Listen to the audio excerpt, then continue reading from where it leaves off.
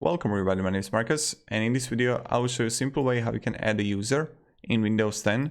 So let's start. The first thing you want to do is just write in search, user, add, edit or remove the users, yes.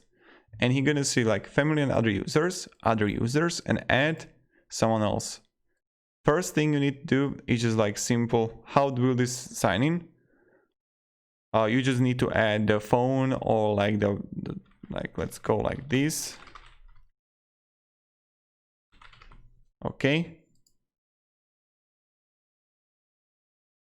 Finish. So right now I can see there are the users here. When I would go to my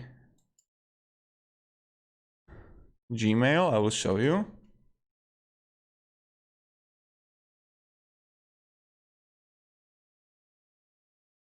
Voila. All you have to do is like wait for a while, and then simple user can